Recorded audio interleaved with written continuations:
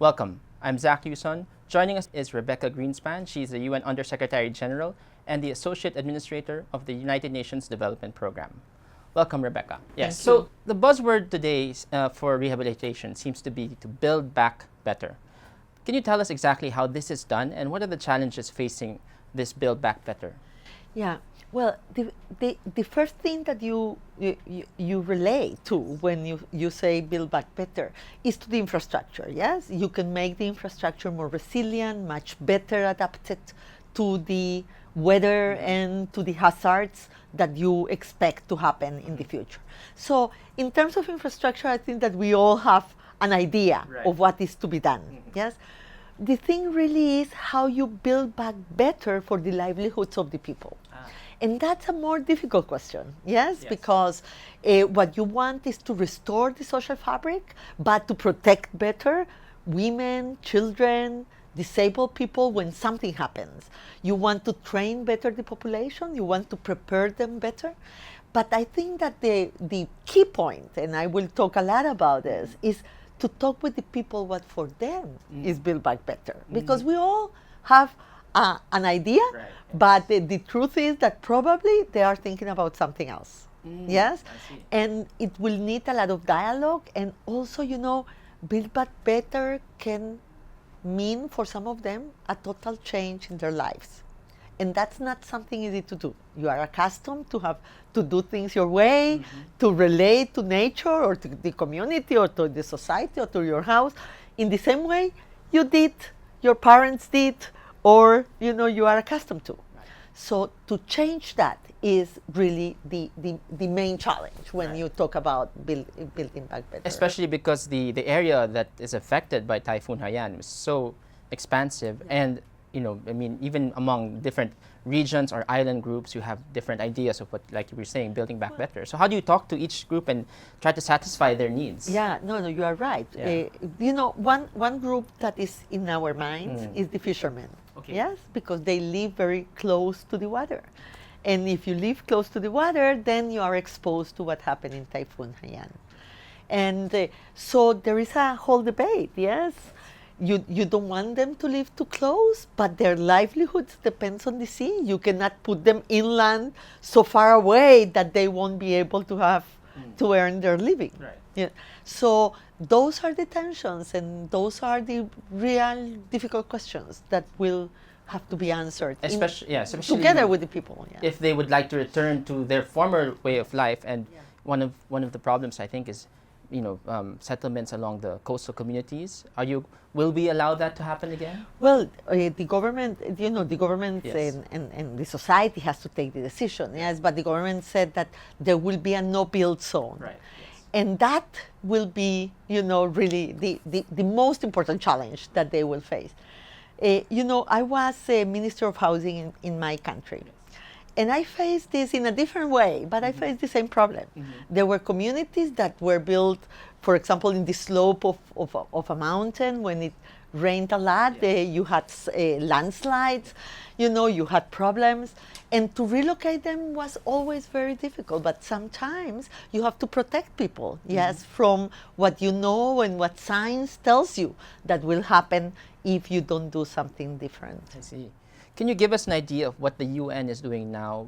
And you have this recovery plan that will last for another year. What will happen long term? Yeah, well, it's very interesting because what we have learned, and let me use this phrase that my people have heard me many times, you have to understand that the short and the long term start at the same time. If we don't do things now, thinking about the long term in the correct way, the long term will be awkward and or not what we want it to be. So we have to plan today for the short, for the medium, and for the long, for them to be consistent, for them to be coherent. So one of the things is how do you connect the humanitarian phase with the development phase? Yes, how the humanitarians help us bridge to the recovery and then to the development.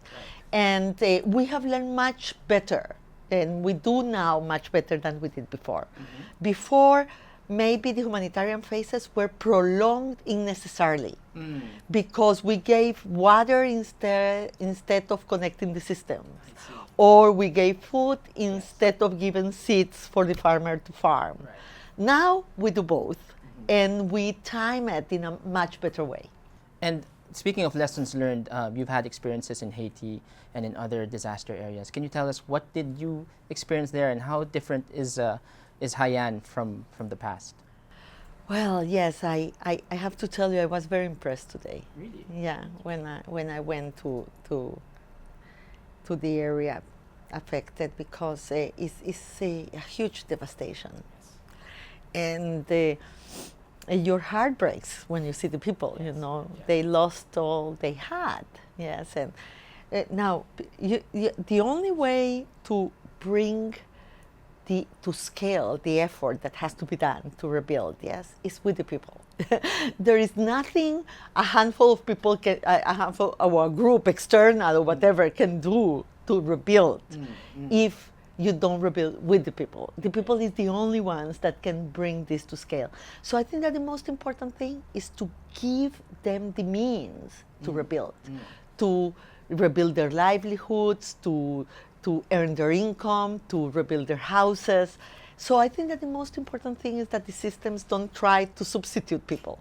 It's not doing things for them, it's doing things with them, what we have to do. And that's the main lesson. And it's similar to what you're doing right now on the ground with the UNDP, the Cash for Work program. Yes. And can you talk about that, and how that, or how do you think that will help jumpstart the economy and livelihood on the ground? You know, the Cash for Work has proven so important. First of all, with Cash for Work, we are cleaning the debris. Right. Yeah, the most important thing is to clean the debris, so things can go rapidly to normal. And at the same time, we inject money to the economy. So the small business and the small economy starts to function, and people receive an earning. And they do this organized by the neighborhoods, what you call The barangay. the barangayas. Exactly.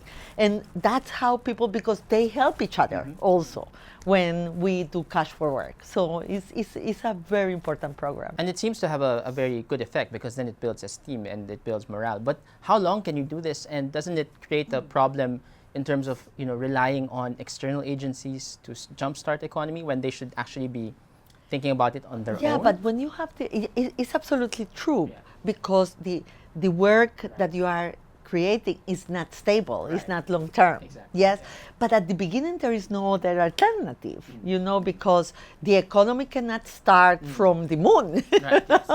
It has to start from the seeds that you will plant. And this seed money will help people to start their own business again and to go again to what they did before. With the fishermen, were to give them boats, will make the trick, So I see. We talk about sustainable development. We talk about recovery. What is the challenge when it comes to sustaining this recovery? I mean, let me give you an example. One of the reasons why devastation was quite large was because the local government probably wasn't that prepared. They weren't aware of what a storm surge would be like. Could you do this kind of recovery in areas where local government still is lacking, or how do you develop that? that's you are touching a very neuralgic point. One of the things that we are discussing and saying is, one of the most important things is to connect the national with the local. Right. And to be able to support local capacities, because there are differentiated local capacities to be able to rebuild. And we need to support the local governments, because also their capacity was depleted. They lost the infrastructure, they lost the equipment, and they lost the people. Exactly. So one of the things that UNDP does is precisely to support with capacity the local governments, for them to be able to take the decisions, to be able to jumpstart again, the authority that they had before. And I think that that's, if we don't, as I said, to do it with the people, you have to do it with the local communities, and you have to do it with the local governments, and you have to support them to do that. So it's a lot of on-the-ground work. It will take time. It will take a long time. And I think that probably that's also part of the challenge. We get impatient. Yes, and people too, because they suffer. So the sequencing is important because people care about the children going back to school. They care about having shelter and having the basic services restored. Right. And then the livelihoods will start slowly to Right. come in. I And see. that's why it's important to make this bridge with the cash for work. Right. So to give time for the normal life to take over. Let's zoom out now and look at, this is not the first time a disaster like this will happen to the Philippines or to a region that's developing. How do we sustain the development, or sorry, sustainable development? How do we push for sustainable development when countries like the Philippines, developing countries like the Philippines, are just rushing to catch up with the rest of the developed world and trying to expand their economies, sometimes, haphazardly? How do we balance that with sustainable development and rehabilitation? Yeah, well, I really believe that for the future, development that is not sustainable is not development. Okay.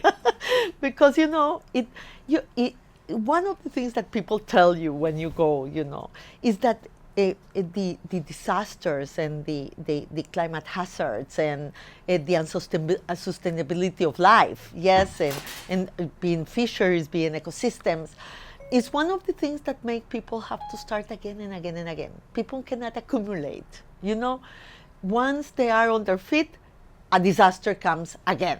Yes, once they already started, they are better off, the typhoon comes and wipes us away. You have to start and start again and start again. You are never able to go, out. And if we don't take care of the sustainability of development, that will continue to happen. So at the end, what we are seeing is the map of poverty, the map of vulnerability that we have created. And sustainability is precisely that, to have the social pillar and fight poverty, to have the economic pillar and produce in a sustainable way, Right. and to care for the environment, because if not, there is no planet B. So this is the planet we have to live on. So I don't think that there is any alternative for sustainable development. That's what has to happen. That's very well said. Thank you very much. Okay, Thank you. We've Thank been you, Zach. talking to Rebecca Greenspan, the Associate Administrator of the United Nations Development Program. Thank you for joining us.